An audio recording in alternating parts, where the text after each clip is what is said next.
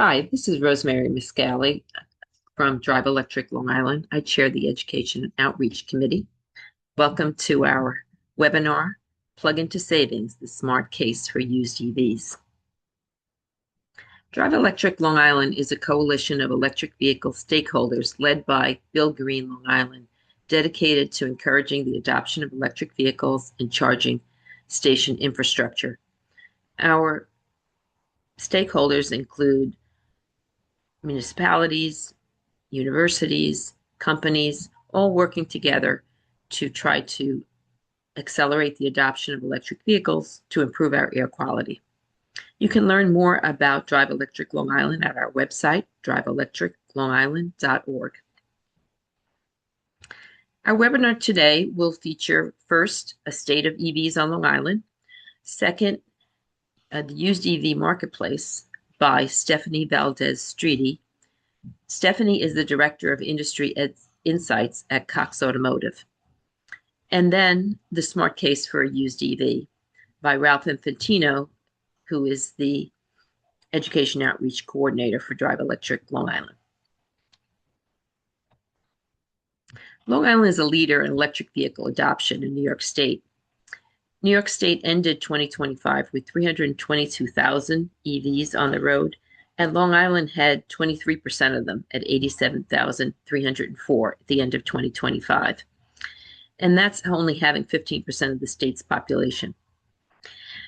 You can see at the lower part of the charts that original registrations have steadily grown, especially in the last 3 years, as EV adoption has greatly increased. Long Island's an excellent market for electric vehicles for a number of reasons.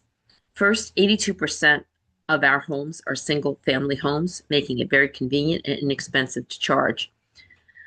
Second, 80% of us live and work on Long Island, so our average miles traveled per day is about only 40 to 50 miles, easily within the range of today's EVs. We also have a large number of new and used dealers on Long Island and direct sell OEMs that sell electric vehicles, offering over 100 different EV models, leaving for a lot of choice. We also have high solar energy adoption on Long Island. In fact, almost 1 in 10 homes have solar, which pairs nicely with generating electricity for our electric cars. We also have a temperate climate, flat, compact geography, which lends to higher EV efficiency. And we have a lot of cars on Long Island, 2.5 million cars at 1 million households. That averages out to about 2.5 cars per household. And if every household had one of their cars being electric and one gas, that would be 1 million cars on Long Island. So why might you want to go electric? There are a number of reasons. First, EVs cost much less to fuel. EVs require much less maintenance. There's many fewer parts on an EV than in a gas car. EVs have better warranties. It's required to have at least 8-year, 100,000-mile warranty, and many EVs have even more than that. EVs can support the electric grid by that fuel dollars going directly to the utility that can help further support our distribution network, as well as newer technologies of vehicle to grid that can strengthen the electric grid. In addition, EVs reduce our air pollution. Right now, Long Island has an F in air quality, mainly because of ground level ozone that forms because of our cars, especially in the summertime, which leads to improved air quality, leads to improved public health. EVs are better for the environment, reduces greenhouse gas emissions, and EVs are fun to drive with the instant torque and the quiet ride. It's a pleasurable experience to drive an EV. And that's proved by surveys of EV drivers. 90% of EV drivers love their cars and say their next car will continue to be an EV. Next, I'd like to turn the agenda over to Stephanie Valdez-Streety, the Director of Industry Insights from Cox Automotive. And Stephanie will be taking us through the national view of the used EV marketplace today. Stephanie?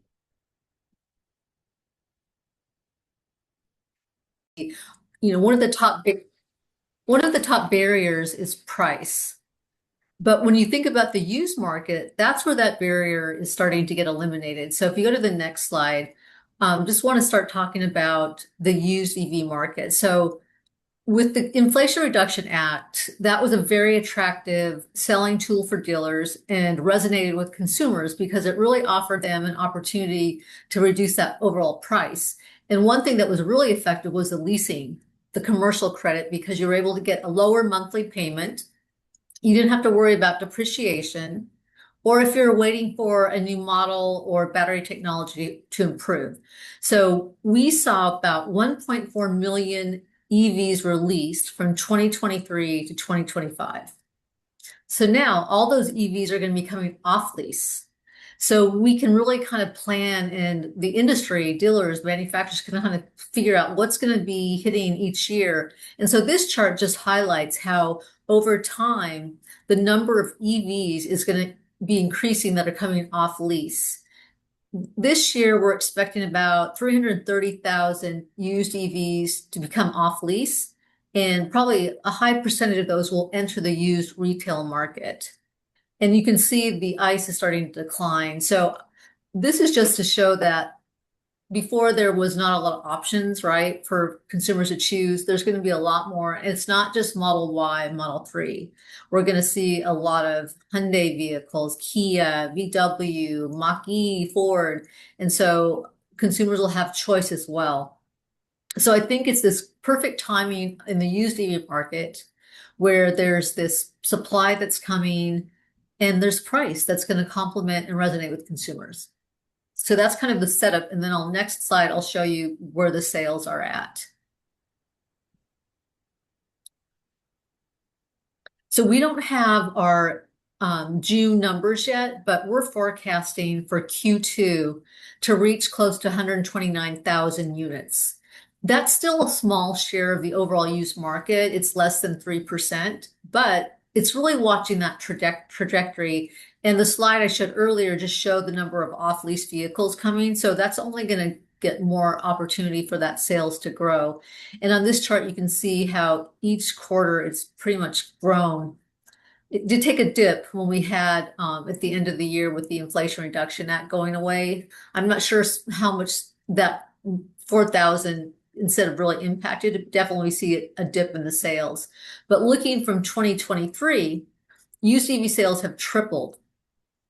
And so I think we're going to continue to see that and continue to have record year in 2026. And once again, I think it's because there's supply and there's demand for it. The price is right. And so I think that's really setting us up to get more consumers into an EV. With the new market, you historically have this profile who buys an EV, and it's changing. It's becoming more diverse, younger, different income brackets. But I think the used market is going to really get a broader mix of people into the EV. And that's going to be great because it creates familiarity with the product, word of mouth. And so I think it's exciting times for the used EV market. Next slide. So in this slide, I wanted to show, just to highlight, as I mentioned, there's a lot of options. So this is year to date through May. So looking at the top makes, definitely Tesla dominates still, but their share is starting to decrease. I think it's roughly around a third of every used EV is a Tesla, and that's gone down significantly with new entrants. So you can see on this top 10 list, Chevy, Ford, Hyundai, BMW, and the list goes on. Looking at the top 10 models, once again, the Model 3, Model Y, the Mach-E, Ioniq 5, and the list goes on as well. And just really what happens in the new market translates to what happens in the used market in terms of volume. That's why you see similar volume leaders in the new versus the used, because it translates over. But you can see there's a lot more options compared to like 10 years ago. And the other piece I wanted to highlight, that there's a lot of high volume used EVs that are affordable. I mean, the Model 3 on average $23,000 and that easily sometimes get one that's fairly new with all that tech. So the value that you're getting for these EVs, and if you want something very affordable, you can get a Nissan Leaf for $12,000. So there's a lot of options, and this is under 25, and definitely there's some higher end used EVs that are higher priced, but just to highlight that there's a lot of price points, different segments, although it does trend a lot towards the SUV segment, but lots of options for consumers to choose from. So I think that's going to only continue to grow, and I think consumers will find something that meets their use case or their everyday needs. Next slide. Now, this is looking at S&P data, looking at New York overall, and this is the used EV market. And this is their data is through April 2026. So I wanted to highlight California, they lead in the new market, the new EV market. And they have it was 22%. I think it's gone down since the IRA. Hopefully it'll go back up. So this kind of mimics what happens in the new market. Like you can see as you go down the list, New York's there at 1%. Your neighbor in New Jersey is 1.6, so a little competition there. But just wanted to call that out. So I think when I look at this, it's not doom and gloom. I think that just shows there's opportunity to grow. There's opportunity. And once again, I think there's product that's coming out, that is out. And when we hear about Rosemary talking about why to buy an EV, and we'll hear later about the business case or the economic sense of it, I think there's such a strong value proposition when you can buy an EV close to price parity to a used vehicle. If you're able to charge at home, that total cost of operation is going to be so strong in selling that I think that's going to only create more people interested in buying an EV. In addition, I think we have higher gas prices that have also increased the we're not seeing it significantly in the data, but it's definitely increased consideration for either EV, new, used, hybrid, fuel efficient. So I think the gas prices are really a tailwind for EV adoption, which is exciting. Next slide.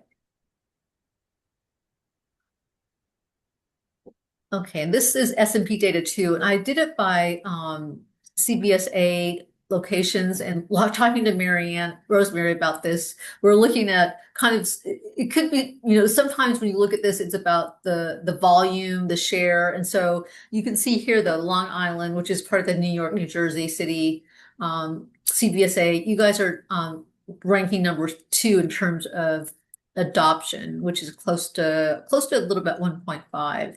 And then I'm not sure, Rosemary, I don't know these markets really well, but in terms of size, the New York's one of the bigger locations. So I think it kind of says it mentions there.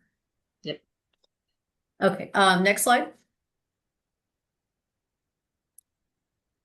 And then this slide I want to highlight. I know day supply is an exciting topic, but I just want to show this highlights used EV supply is down 23% year over year, and it's below ICE Plus, which includes gas, plug-in, mild hybrid. It just shows that these vehicles are selling well. That day supply is like how long it takes to sell. And so you can see that they're selling better than ICE Plus vehicles, and we're continuing to see this trend in the last few months. And so one thing that this can, I think still the price premium between a used EV and a new is really a strong value proposition, but it's all supply and demand. So I think the market is definitely tightening, but not just for EVs, for ICE gas vehicles as well. But just wanted to highlight to show you that these vehicles are, there's velocity, they're selling at the dealership. And I think in our wholesale market, which we have Manheim wholesale markets where used vehicles get bought and sold, we're seeing used EVs being sold at very higher prices than normal. And it just shows that dealers know that these vehicles, these used EVs, are going to sell. So that's exciting news as well. Next slide. And this is where I think, if you think about the barriers to adoption, as I mentioned, price. In the new market, it's actually narrowed to about $5,500, $6,000. But with used EVs, it's less, less than 2,500. And actually, even 1 month last year, I think it was like $600 between a new or used EV and a used gas vehicle. So I think that once again, this used EV market, not only is it a strong economic reason, fun to drive, but I think just broader, it offers more equity access to EVs at different price points. And I think with this lower price point, that's really important. And in our data for May, 32% of used EVs sold under 25,000. So there are vehicles that are even less than 25 that are available that can fit somebody's household budget. So I think we're going to continue to watch this, because the one thing though, with the supply being tight, even though there are used EVs coming off lease, it's still tight market for the used market. And it's all about supply and demand. So if we start to see more demand, you might see the prices go up a little bit, but we're starting to watch that. But still, that price premium isn't as big as a new. And so I think this is a stronger, easier sell for some people to want to buy used EV instead of a new EV. Next slide. And then the last two slides, I'll just talk about battery, because with EVs, it's all about the battery. The battery is about 40% the cost of an EV. And so when the battery goes down, the price of it goes down, the overall cost of vehicle will go down. So the good news is that battery costs are falling. So you can see on this chart, China is overall, they own the battery supply chain. They have lower prices overall, but you can see compared to North America, it's 120, Europe 131, and on a global average, it was $108 per kilowatt for 2025. But there are estimates, and these are from Bloomberg, that by 2040 we'll get to $50 per kilowatt. And most industry experts say that when we get to $100 per kilowatt hour, that's where you really start to see price parity between a gas and EV. So we're getting there. But not only is the battery price falling, but performance is also improving. The range, you can see on this chart on the right side, 75% increase. Range has grown. So that's really important. The charging speed has grown or become more efficient as well. And I think that's another barrier that we don't hear a lot about, but I think it's important, is from a consumer, they want to have that same experience when they drive a gas vehicle, go to the gas station and fill it quickly. So I think in terms of having battery technology where you can charge the battery quickly is going to be important. And we're starting to see that technology improve. So I think that'll be really important to have it called the dwell time. And then the efficiency. EVs are just more efficient than vehicles, just so from a cost perspective, environmental perspective. And so that's just another reason when you think about why to buy an EV. So for this battery, I think it's good news in the long term. I think batteries are only going to continue to get more density, lower cost, safer. I think we're going to start to have different chemistries. We keep hearing about solid state. I'm not sure if that's, that every 5 years you hear that's going to scale commercially, but I think we'll have some breakthroughs. And I think that's going to only make these even more attractive when consumer can go further, charge faster, and know that this battery is safe, which overall they are safe. Don't always believe the headlines that EVs are catching on fire every day. That's one thing that I think sometimes another barrier for buying an EV. But yeah, so the battery trajectory is going in the right direction. And then next slide. And then just to close out, so I mentioned we have auctions where used vehicles get bought and sold. And so we started to see a few years ago, a lot of EVs start to come through the auction. And as I mentioned, with the EV, it's about the battery, the cost, that 40% cost of the overall battery. So we started a process method to test the state of health of the battery. And so we've have close to, I think, 100,000. So we're still early in it. But from that limited data set, we're starting to see some really good information in terms of dealers buying EVs that have a state of health, the higher sales rate, which you can see is 53% more. those we have stronger price performance, which is 99%. So that means that when a vehicle is the MMR is a Manheim market report. So we have what a vehicle should be expected to sell for. And so EVs are selling for 99% of that expected price. So that's a good thing. And then also just more buyer engagement. More buyers are going onto the vehicle display views to look at those EVs. So I think we're getting more activities and more bidding, more engagement.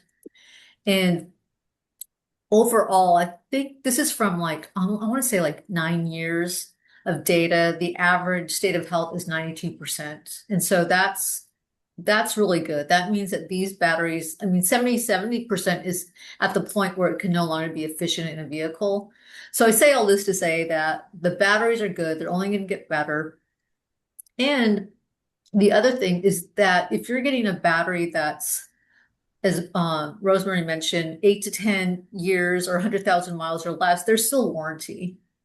And we're probably going to start to see, I would imagine, as we get more and more used EVs on the road, more like state of health certification or post warranty. So I think there's going to be some things in place to give more confidence to a consumer who's buying a used EV that's out of warranty. But for in warranty, I think with the state of health score on it, that gives a lot of confidence on what that battery health will be and how it's going to perform.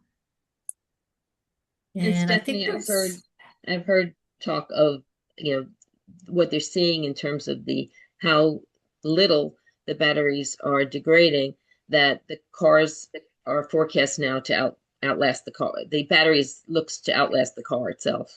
Is yes, that the batteries pretty are much what you're they're seeing? lasting, yeah, they're lasting so really well. And the other thing too, I think it's you hear about weather, there's short-term degradation, long-term degradation. Like weather can degrade the battery, just short-term, right, can reduce, as you know, you guys live in a cold weather, right? But you just work around it and you plan around it. And batteries are getting more sophisticated that there's thermal technology in it to protect that battery from cold and heat. And so I think that's only going to continue to get better, and even make these batteries last longer than they already are. So yeah, a lot of good news about batteries, I think, which is a really good story around used EVs. Yeah, I think the general look from large numbers of EVs is very encouraging. That EVs are not degrading anywhere near what they thought would, and they will most likely outlast the car. But I like the fact that there are state of health reports now available that someone buying an EV can check on that particular car, that VIN number, as to what the state of health of that is in terms of its degradation. So Ralph will talk a little Yeah. bit more about kind of a used EV buyer checklist that'll have you, consider, doing that when you're buying a car to make sure that you have you don't have one of the few cars that maybe weren't treated right. Yeah, and then also one more thing, I think there's a future too where you have a used battery marketplace, kind of like what we have with gas, right? You get refurbished parts or whatever. So with the battery, you might just need to fix one cell or whatever instead of having to like recycle it or put it into life or stationary storage. You just, refurbish it, few cells or whatever it may need repaired. So I think that's going to probably become something that we see in the future as well. Okay, I think we're up to our third part. Next chart, Ralph. So I'd like to introduce Ralph Infantino. He's our Education Outreach Coordinator for Drive Electric, and he'll be taking you through kind of the smart case for a used EV.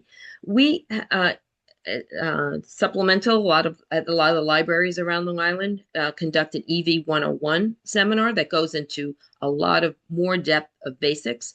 So I noticed there's questions going into the chat. We'll try to address those at the end, but we can also point you to our website where we have recordings of previous EV 101 webinars that goes into even more depth. Ralph? Thank you, Rosemary, and thank you, Stephanie.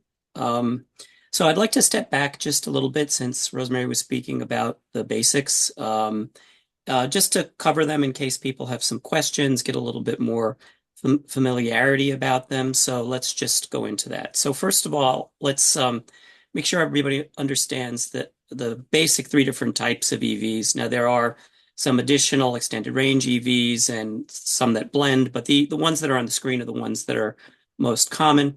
And each one of these should have something that would appeal to everyone. So starting at the right-hand side of the chart, we have a hybrid vehicle. And this is, similar to like the Toyota Prius that's been around since 2000.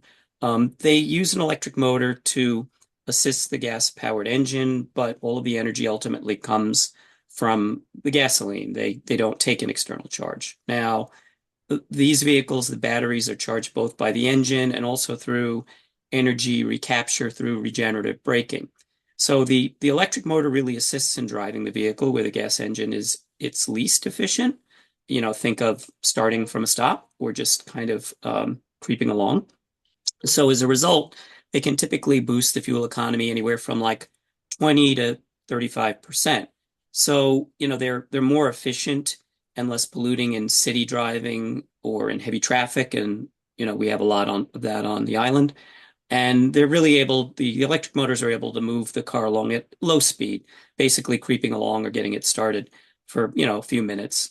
And that's where they really shine in their ideal. Now, know that just having that electric motor will wind up saving, maybe 1 to 2 quarts of gasoline per hour, because that's typically what a gas car burns just idling or sitting around.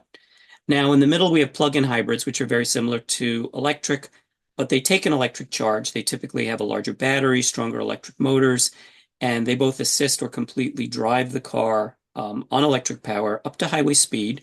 Also, many can operate the air conditioning and heat as well without running the engine. And they typically have an electric range that equals the average distance that a car is driven daily, which is that 40 to 50 miles. So they're great in heavy traffic where they can drive the car for an extended period of time, think like an hour or so without running the engine. Um, they have a bit more complexity because you got two drivetrains, but the upside is that, for your daily driving within that 40-mile range, you're driving electric most of the time. Now on the left, battery electric vehicles, EVs as we commonly call them, are powered solely by an electric battery and they have no gas engine components. So the complexity is reduced, the maintenance requirements are greatly reduced, and that's really one of the big benefits. And they have all the benefits of the prior two examples where they will use low amounts of energy in heavy traffic with zero tailpipe emission. Again, ideal on Long Island where most places that we go are that 40 to 50 miles and are within the range of modern EVs, which typically have a range of about 250 to 300 miles. And some people are surprised by that, but it's true. And, as Rosemary mentioned in the beginning, since 82% of households are single family homes, people don't need to go anywhere to charge them. You charge at home. Now, just some considerations about EVs. They're very quiet as opposed to a gas engine. Now, they do emit a sound at low speed, and that's a safety feature to alert pedestrians of their presence, but there's no engine vibration. You're not wasting gas or driving in summer heat, worrying about your car overheating in heavy traffic because they stay cool the whole time. But they also tend to have the latest modern safety features like adaptive cruise and lane tracing and pedestrian avoidance and collision avoidance. So it makes the driving experience more pleasurable and safer. I know personally, since I've been driving electric, my tolerance for long drives and heavy traffic has gotten much, much better. Now, they all have fast acceleration, and that's because they develop instant torque through their electric motors and the fact that there's no gear shifting. They use a single speed type of transaxle. So they're particularly helpful when you're trying to get on highways or changing lanes, especially on the island where we have our parkways that seem to have like 50-foot long entrance ramps. So it really gives you an advantage there. And of course, that acceleration is fun. Now, the EV batteries also have this longer lifespan than most people would think, 10 to 20 years, 100, 200,000 miles or more. Know that by federal law, EVs are required to have at least an 8-year, 100,000-mile warranty. Now, some manufacturers will have longer, but that's the minimum. Now, a couple of things that we're going to be hitting on later, they have decreased operating costs. So there's fuel savings, and we'll get into those calculations in a bit. Reduced scheduled maintenance and fewer moving parts to wear out. And they also take over-the-air software updates. So that helps them in improving issues with them and also avoiding shop visits, because sometimes updates can just be pushed over the air. Now, one of the big things that give EVs an advantage is regenerative braking. So that's a big factor in increasing the efficiency of the car, but also in reducing maintenance. So regenerative braking basically works as you're trying to slow down either by taking your foot off the accelerator or stepping on the brake. The motors actually kind of resist that forward motion and they push power back into the battery. So the energy that you use to accelerate winds up getting recaptured to charge the battery back up.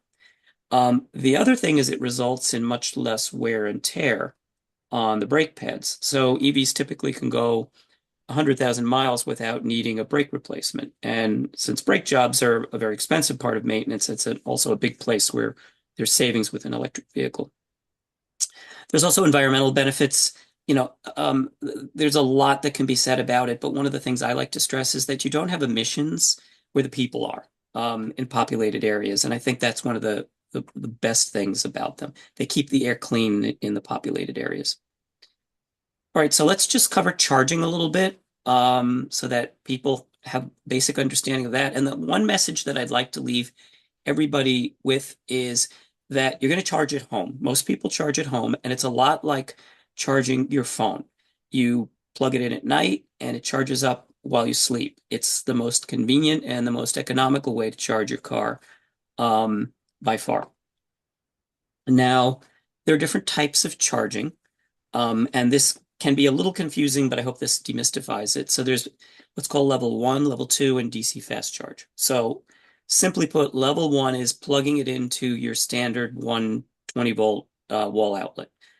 Yes, you can charge an EV just by plugging it into a typical household outlet. It's the most basic type of charging, and it's the most convenient way to charge, especially for people who don't drive a lot each day. So 120-volt level 1 charging will add about 2 to 5 miles of range. And if you think about it, charging overnight for about 10 hours will give you, 40, 50 miles of range. And again, since people typically drive 40 to 50 miles a day, that pretty much covers your daily drive. So you basically just top off every night, and it can be that simple. Now, if you drive on average more than 40 to 50 miles a day, then AC level 2 charging might be required, where you would install a 20-volt, 240-volt circuit. So that's kind of like the one you have for an electric dryer. These will add more range to a vehicle per hour, typically 10 to 30 miles per hour. So it can charge up an EV completely overnight if you've run it all the way down to like 10%. And then finally, DC fast charging. Think of this as what you'd use on a road trip. So it delivers direct current to the car at much higher amperage, adding 150 to 350 miles of range. And with today's modern EVs, the way they quote them is, how quickly they could charge and bring you from 20 to 80%, right? And most EVs can bring you from a DC fast charge can bring an EV from 20 to 80% in like 15 to 45 minutes, adding, 100, 200 miles or so at a time. So, if you think about it, that actually is, works well on a road trip. If you need to stop, use the bathroom, get a little something to eat, stretch your legs, you've got your car plugged in, and in 20 to 30 minutes, you're ready to go, and so is your car. So it actually works really well on road trips. Now let's look just a little bit at charging connectors. So there are a few different types, four types, but really three are really found in today's cars. And in summary, the ones that we really focus on with battery electric vehicles are the CCS and the Tesla NACS connector, which is the one to the right. Um, so the CCS connector, this was the industry standard in North America, but most manufacturers are moving over to the Tesla or NACS standard, given how expansive and reliable the Tesla supercharging networks is. But know that there are adapters available that can go between them. So basically, no matter what kind of connector you have in the car, you can generally be able to use either type. Now, the J1772 at the right is actually part of the CCS standard. It's used for level 1 and level 2 AC or alternating current charging, and it's part of that. CHAdeMO is an older one to the left. All right. All right. So we know about charging, and then people are like, well, what about charging stations? Well, the number of charging stations has really grown exponentially over the past, 5 years or so. I don't have the most recent stats on this chart, but currently across New York State, there's over 15,000 public level 2 chargers, and the last data point on here is 10. That's the green line. And then the blue line is DC fast chargers, which currently are well above the 16, 17. The chart on the right shows Long Island specifically, and you can see at Long Island, we're also keeping pace very, very nicely. So, okay, there's a lot of them, but how do you find them?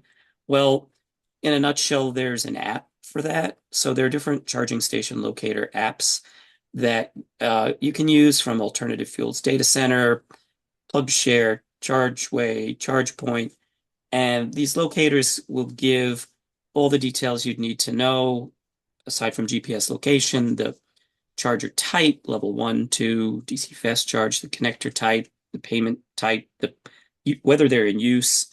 Now, that's using a phone, but many EVs also have mapping technology built into the route planning, and it'll direct you to the nearest charger. And it's aware of your state of charge of the car as well. So if you're running low, it'll actually put a charger on your route. So it has your back. Now, these chargers are part of different networks, such as Tesla and Electrify America and ChargePoint, similar to the way that you've got Amoco and Shell and Exxon stations. And you typically will pay through an app or something that's integrated within the car. So usually it's either just, a tap and charge and go, or basically just plug in and go. So they're very convenient. Now, there are also incentives available. PSEG, our electric utility, offers a $100 rebate for residential level 2 chargers. That's up to $400 for residences that are in disadvantaged communities or household assistance programs. You can purchase them through PSEG directly or submit for a qualifying one as well. And also PSEG is offering time of day rate options. So this has been rolled out widely, but one of the most interesting is the super off-peak rate, which, if you're charging at that magic time between 10 p.m. and 6 a.m. while you're sleeping, you're paying about 12 cents kilowatt hour, which is about 40% off the standard rates. So it's really an inexpensive way to charge if you're charging at home. So let's look at some cost comparisons, and this might start to get to some questions I was seeing popping up in the chat. So first of all, we want to compare electricity rates versus gasoline costs. So the graph on the left is showing U.S. gasoline and electricity cost per gallon of gasoline equivalent, with the most recent averages late last year. I keep saying that, but we're well over 305. But the thing that you need to take from this graph, and that's the blue line on the left, is that the cost of gasoline is volatile. Whatever's going on in the world, the price of gas is going to go up and down. Now about $4, whereas the cost of electricity per gallon equivalent stays relatively stable around $1.50 per gallon equivalent. That's the purple line. So, you can budget accurately when you're driving an EV. You know what you're going to be paying if you know how much you're going to be driving. With gas, you kind of don't know. Now, the chart on the right is an EPA sticker for a mid-sized EV. And I want to call a few things out. You can see that the rated fuel economy for this EV, the big green number, is 118 mile per gallon equivalent. Now, you'll see that it actually gets 108 on the highway and 127 in the city, which is kind of backwards compared to what we're used to. It does better in the city, and that's largely because of the fact that the regenerative braking while you're creeping along is always pushing power back into the battery, and you're driving slowly and you're not really using very much energy. It's also showing the estimated annual fuel cost, and in this case, for driving 15,000 miles. On the EV, it's about $550. So compared to the average new mid-sized gas car, the EV is saving about $6,500 in fuel costs over a 5-year period. So right there, the cost of fuel for an EV is a huge advantage compared to gas. So the other big component is maintenance cost savings. So this study is showing the 10-year savings for electric vehicle maintenance versus a gasoline car. So take away from this that, there are no oil changes, and these numbers are kind of conservative. I would say that, in 10 years, you can spend well over $500 in oil changes. It can easily be double that, but let's take it for what it's worth. Fewer fluids to change, tires might be about the same. You don't have an exhaust system in an EV, so there's no exhaust system to rust out, no muffler to rust out, no catalytic converter to get stolen. For brakes, as I already mentioned, you can go over 100,000 miles without a brake job. For a gas car, you're probably going to change your brakes every 30 to 40,000 miles. So you'll have at least one brake replacement, maybe two over 100,000 miles, resulting in, well over $700 in savings. There's no complex transmission. You don't have all the other types of maintenance, spark plug replacements and fuel system cleaning and emission system maintenance and whatnot. So the study basically shows that over 10 years, you're probably saving about $5,000 over that 10-year period, averaging out to about $500 a year. The other thing to think about is that as cars get older, a lot of these maintenance items start to come later. So that's particularly relevant when you're buying a used gas car versus an EV, where the EV really has quite an advantage. So let's pull all of this together and take the, typical 12,000 mile driven per year on Long Island, comparing driving a gas car, which would use about 480 gallons versus an EV. Now I'm making some assumptions that gasoline is at $3.25 a gallon. Let's assume we can get back there, that you're using super off-peak rates, EV efficiency at a certain mile per kilowatt. And, for if you have an older gas car that gets 25 miles per gallon, you can wind up realizing a savings of about $1,600 a year or $16,000 over 10 years driving an EV versus your older gas car. So there's really quite a compelling operational savings here that I think is very attractive. Right, so now let's dig a little bit deeper and examine the case for a used EV. So, I've covered basics and some generalized savings comparisons, but what I'm going to do is I'm going to cover 9 examples that show the relative cost of mileage, range, fuel economy, 0 to 60 times, fast charging, for some pairings, an EV versus a gas car. And we're also going to summarize the annual 5-year operational savings for those specific pairings based on fuel and maintenance. Now, what I did is I tried to use relatively new vehicles, so 2022 to 2024 model year vehicles with cost and mileage range for each. The assumptions, again, 12,000 miles driven per year. I'm assuming $3.50 a gallon in this example. Let's hope we don't stay at $4 a gallon gas. PSEG super off-peak rates. And I'm using each car's MPG estimates and for the electric car, the kilowatt per mile estimates to make the calculations. And then finally, we're going to summarize the smart case for a used EV and a checklist that gives people something to consider. So,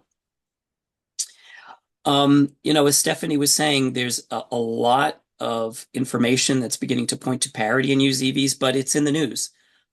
These are articles that we've been pulling since last year.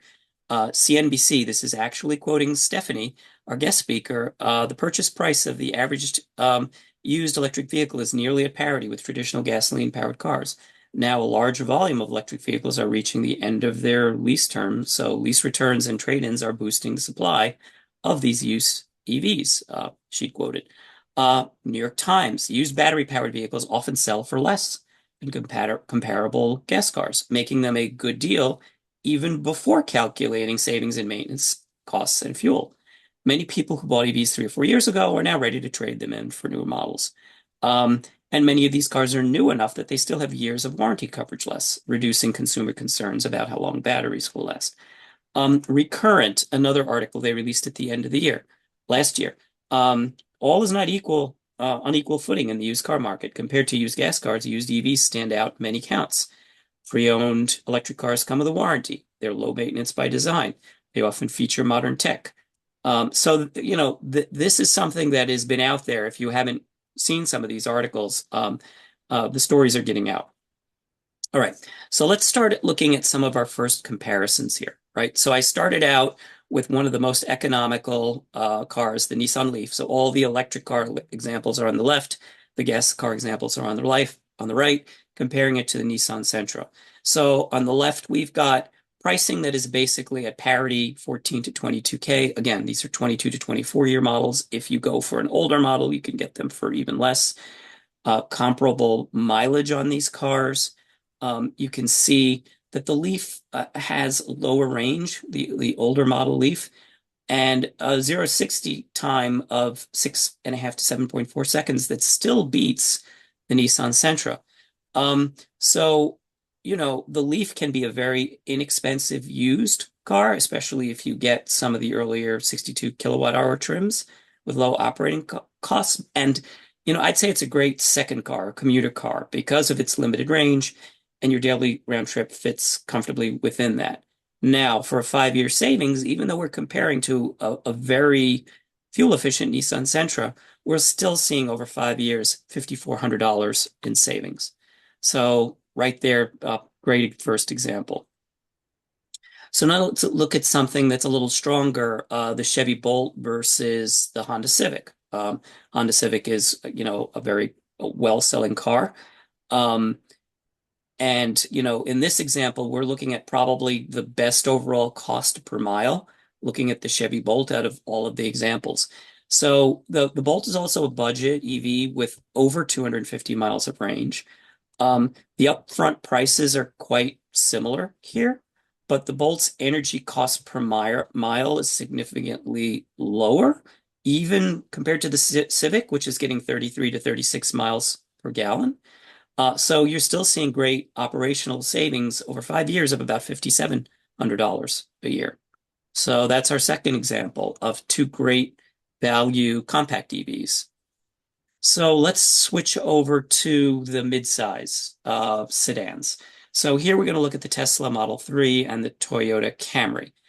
Camry, probably one of the best well-known gas cars sold out there. Core differences here with the Model 3, you're trading gas fill-ups for home and fast charging and a much lower energy cost per mile. And it's also a lot quicker than the Camry. So, price-wise, you see they're still in the same price range for similar mileage cars. The Camry gets, decent mileage. Gas version of the Camry at 32 to 34. You're getting a much quicker car with the Model 3 with 0 to 60 times that are 3.1 to 5.8 compared to the Camry, which is well over 7 seconds. Also very quick fast charge times on the Model 3, 25 to 30 minutes. Again, an example where you're saving $5,800 over a 5-year period. So, another great example of if you needed a sedan that's kind of at the mid-sized area, here's a nice pairing where you can look at an EV versus a traditional gas car. So now let's look at one of the most popular segments, the compact SUVs. And here we're pitting two VWs, the ID4 versus the Tiguan. Very closely matched. The ID4 offers about 230 to 275 miles of range, smooth acceleration. The purchase prices are quite close, but the ID4 really wins decisively on maintenance and energy costs. In this example, 5-year savings of $6,400. So again, a nice pairing. The EV again wins in the operational costs where you're not really spending any more for the car itself. Another example, the Hyundai Ioniq 5 versus the Toyota RAV4. Again, the RAV4 is another best-selling SUV. The Ioniq 5 versus the RAV4, they're both in that 25-ish to 34, 40K range. You're actually getting a bit less mileage on the Ioniq 5 by comparison. The Ioniq 5 has much quicker acceleration and very quick fast charging times, 18 to 20 minutes. And in this example, 5-year savings of over $6,000. Now, you might be noticing as we go up in terms of performance that the operational savings tends to increase with the higher performance car versus the economy ones. And that's because the gas cars that are on the higher end tend to have lower fuel economy compared to an economy car. Whereas when you're comparing EVs, even an economy to a higher end one, they have very similar efficiency. So the margin actually grows as you start to kind of go up the chain. So we'll just go for a few more examples. We'll look at the Tesla Model Y, which is, as Stephanie mentioned, one of the best-selling electrics versus the Honda CR-V. Now, the Model Y still holds its value very well at 30 to 42, whereas the Honda CR-V at 24 to 42. They're both family crossovers. The Model Y adds much stronger acceleration by comparison and well over 300 miles of range in some of its variants. For suburban family use, if you've got home charging, the Model Y is really a compelling upgrade. In this case, $6,200 in savings over a 5-year period. Let's get into some sportier compact SUVs. The Ford Mach-E versus the Mazda CX-5. So they're both considered sporty, you know, Mazda zoom zoom. They both have spirited handling and acceleration, but the Mach-E costs much less to operate. Might be a bit pricier in some of the higher trims, but it offers strong performance with 3.7 to 6.1 0 to 60 times as compared to the CX-5, which is, you know, at best 6.1.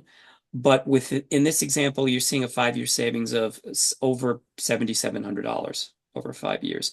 And a lot of this, when you look at the CX-5 Turbo, you know, to get that sporty fast car, you've got 24 mile per gallon efficiency. So that's where you start to see the EV pull ahead in terms of the savings in fuel. Now, if we look at the luxury segment just a little bit, we'll compare two of the 4 Series, the BMW i4 versus the BMW 4 Series.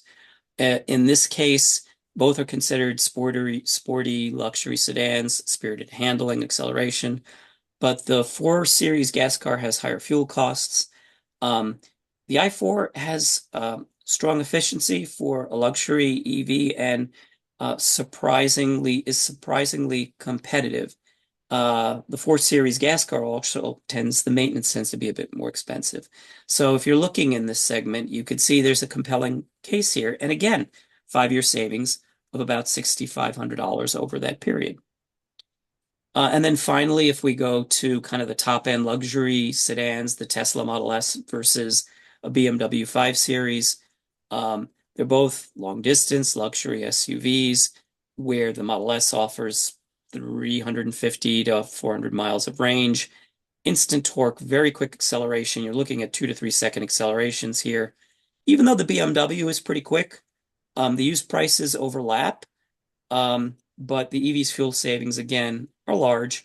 And, you know, the repair costs can be considerable. But if you want a tech-heavy, very, quick luxury car that can charge reliably, the Model S can usually be the more future-proof choice over the BMW. And again, we're saving over $5,300 over that 5-year period. With all of these examples, keep in mind that with an EV, you're running a vehicle that's got zero tailpipe emissions. So when you're operating in a densely populated urban or suburban area, you're going to wind up, really helping our air quality. Okay, so now that I've gone through the examples, let's summarize the smart case for a used EV. I think a lot of this should be very apparent because we've really covered it, but I'll summarize. So you've got much lower fuel cost. Using the super off-peak rates from PSEG, EVs can typically cost $360 to $600 per year, whereas a gas vehicle can be $1,300 to $1,900. So savings of about $1,000 to $1,500 per year just in the fuel you're using. Lower maintenance costs. So again, oil changes, transmission service, spark plugs, fewer moving parts to fail or wear out, and less brake wear due to regenerative braking. And moreover, as I mentioned before, that used EV will likely cost you less in repairs than a used gas car, because as that gas car accumulates mileage, the longer term scheduled maintenance comes due, and major repair costs for things like exhaust or transmission or head gasket failures arise and become more common as the gas car ages. The EVs tend not to be impacted as much by mileage.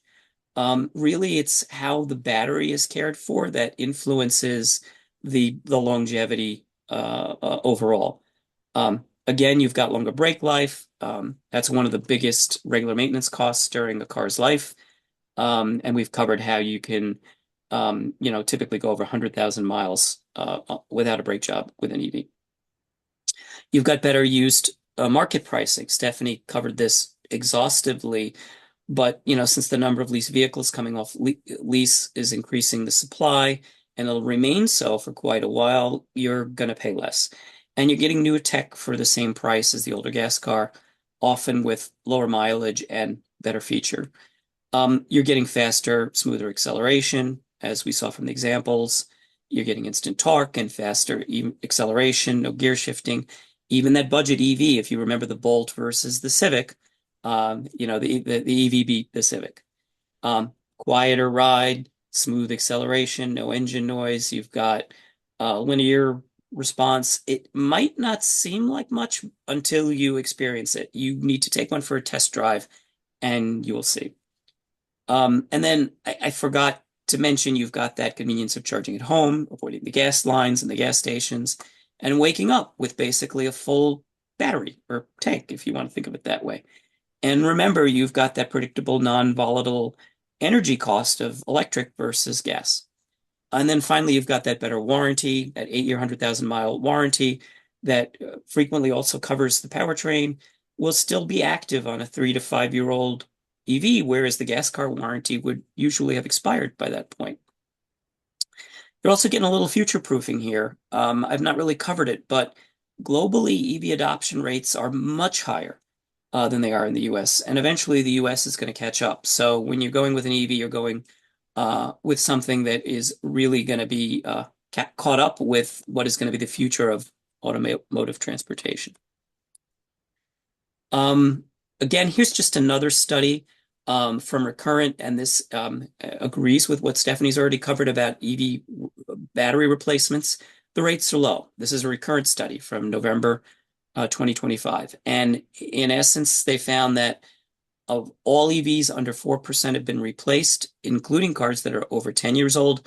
But to break it down a little bit, just to get into the data, first generation EVs that were between 2011 and 2016, that's where you saw a replacement rate of about 8.5%. But keep in mind, these cars are 10 to 15 years old, and that older technology did not have the modern thermal and battery charge management systems that today's EVs do. So batteries are treated much better in modern EVs. The second gen EVs from 2017 to 2021, 4 to 9 years old. Examples would be like the Bolt and the Tesla Model 3. We're only seeing about 2% replacements. And for modern EVs that are 22 onward, replacement rate is like 0.3%. So, as Rosemary mentioned, if you kind of like hit the lottery and you do encounter a defective one, know that you're probably going to hit it early on during the warranty period. Otherwise, EV batteries tend to undergo some initial degradation as they settle in and will have steady charging capacity through their lifetime, losing maybe about 1% a year. So, what to look for? So, what we've done is put together a used EV buyer checklist. Um, you know that every used car has its history. And, similar to how if you're buying any used car, you check Carfax before buying it. So here's some things to consider when buying a used EV.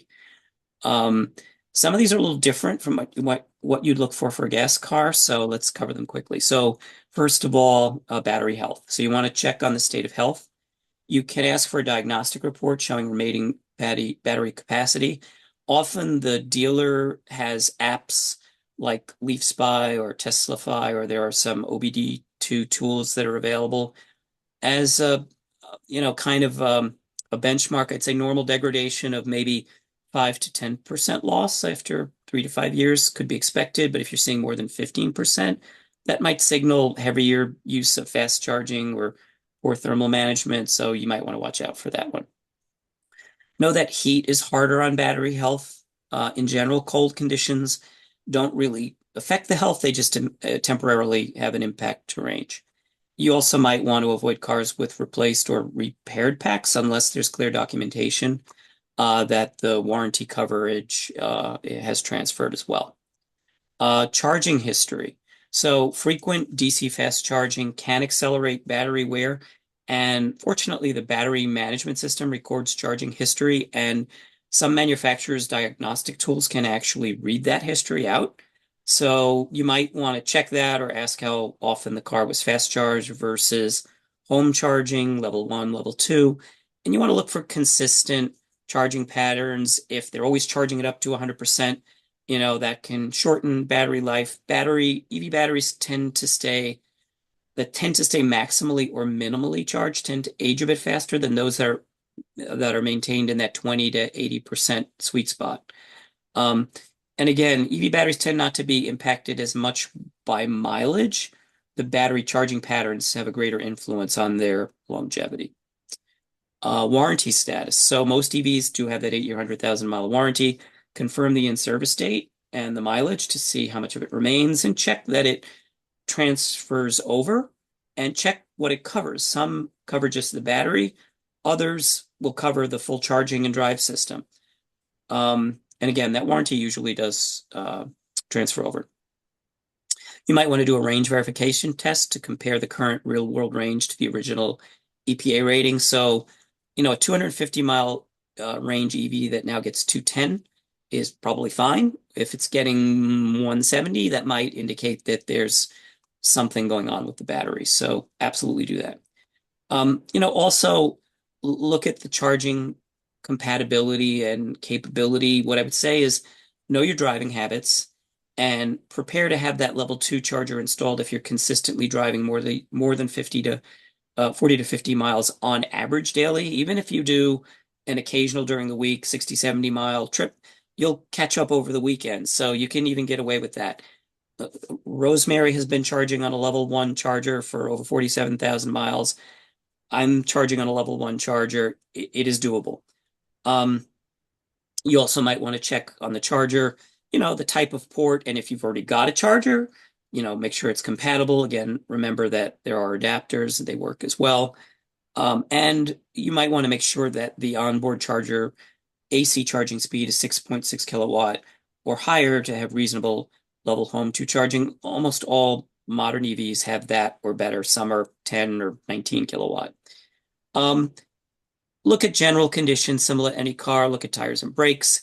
EVs, are heavier, they're torque rich. So if people have a lead foot, they could wear the tires out a bit faster. The regenerative braking will reduce the brake wear, but you want to check the tires. And, one thing with EVs is sometimes when the brakes are used a lot, they can develop a little rust on the rotors. So check that out as well. Look at the interior electronics. They all need them. All cars do. Check all the screens, cameras. That could be a costly repair if that's amiss. Look at the title and history, avoid salvage. If there's battery damage that's hidden, that could be expensive. Check for flood history, like any car. Water intrusion can cause all sorts of problems in any car, especially with high voltage components. Look for things like got the latest software, firmware, check out known model specific issues, uh, check recalls and service history. This is all kind of stuff you would do with a regular car. Um, the other thing I would say also is, and this is not specific to EVs, but modern cars in general, check that you're comfortable with the screen and control layouts. So some people love everything on one big screen. Some people like having traditional button controls where you expect them. The way you interact with the car will be something you're got to be comfortable with, and it's what you're going to be doing all the time. So make sure that you're comfortable in the seat and working with all the controls. All right, so we're wrapping up. We'll get to some learning resources and we'll get to our QA. So first of all, we've listed some shopping resources. I put QR codes up there in case anybody wants to grab them, or you could just do a screen grab of this. But there's Auto Trader, which you could look across the market for different types of cars. Electric for All is specific for EVs as well as EV.com. You could also search Kelley Blue Book. There are a couple of other, you could find EVs through CarMax and Carvana. You just need to sort by the fuel type, and then you can, narrow down the selection to electric vehicles as well. And then finally, Drive Electric has our own resources. We have our resources page that Rosemary mentioned before. Some other useful things, the Alternative Fuel Data Center is good. NYSERDA is a good resource. Plugstar is a great resource to help you kind of find your next EV. It helps you sort and filter, and it also teaches you a lot about charging and things like that. Now, Drive Electric also releases an annual State of Electric Vehicles on Long Island. You can download that from our website. When we have our events, we also give out hard copies. So if you check our website, our events are there. You can see where we're next doing EV 101s. You could come meet us in person, come check out our cars and see the full EV 101 as we do it typically in a live setting. So with that, I'll turn it back over to Rosemary to close. Thank you very much. Okay, we'll try to run through the questions. I know we've gone over our time, but for those who can stay, looks like George has most of the questions, so we'll go through. Is Long Island covered by NYSERDA, I think it says, or PSEG, the controlling entity? I assume you mean for utility, and our utility is PSEG Long Island. What are the current incentives for used EVs? There used to be a $4,000 rebate for used EVs, but that was eliminated last year along with the new EV. So there are none for the car right now. But as Ralph mentioned, there's a rebate that PSEG offers of $100 or $400 in a disadvantaged community for a level 2 charger, and the discounted overnight charging rates. Is there an exchange for used EV cars nationally? Ralph put that up on the screen, a couple of different sites where some are just for EVs. The Electric for All, run by Veloz, they screen scrape off of all of the EVs. So it has lots of filters into location and model and the like. But the Auto Trader and Kelley Blue Book and CarMax and all that have them all listed as well. Has anyone compared the cost of gas versus the cost of yes, that was Ralph covered on that in terms of the attractiveness of EVs in terms of their efficiency. What are the warranties on a used EV versus new? The new, it's 8-year, 100,000 mile minimum. I have a Hyundai that's got 100,000 miles, 10-year warranty.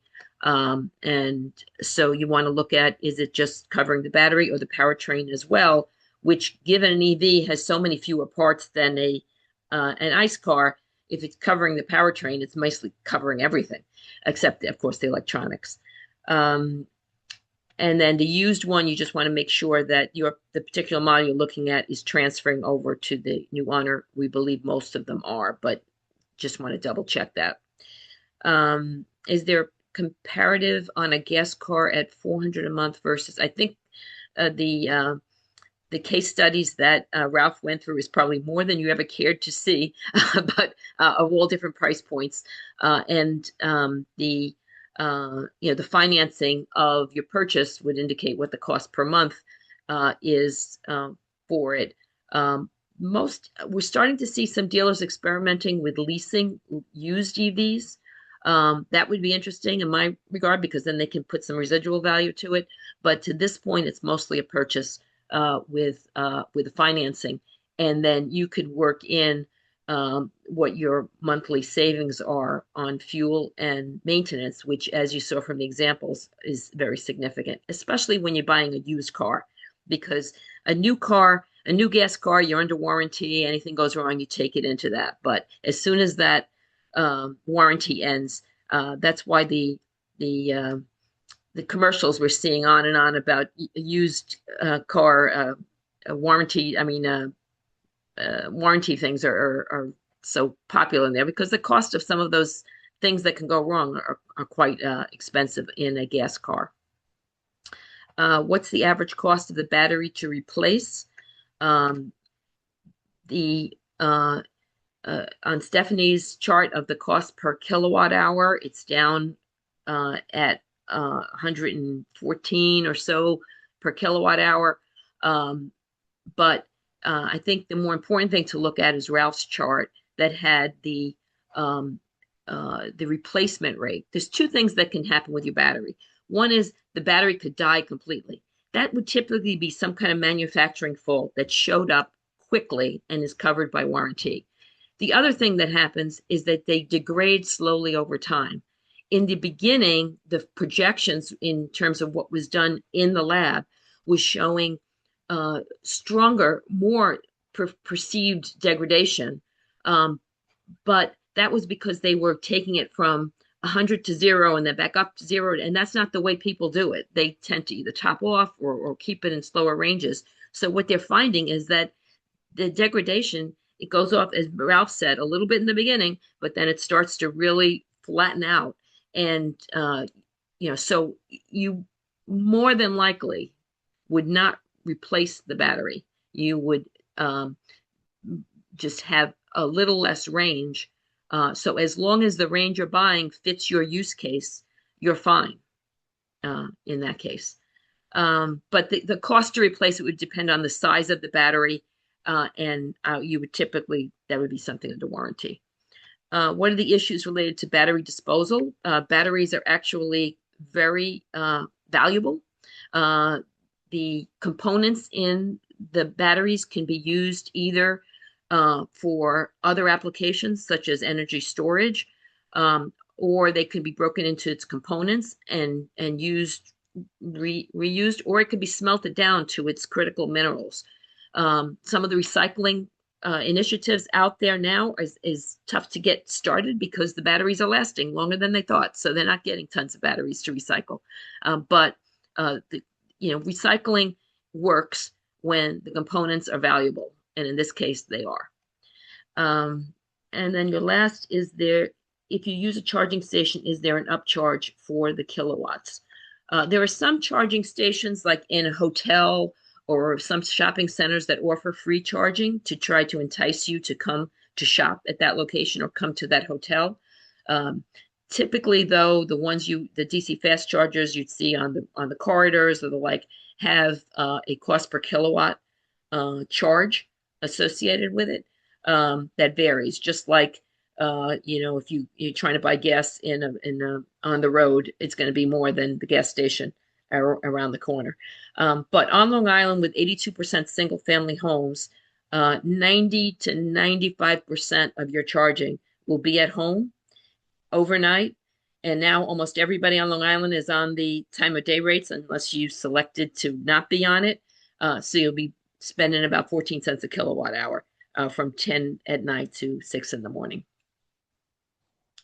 I think that's all the questions. We're a small group, so if anyone has any other questions, you can come off mute and just kind of ask us directly.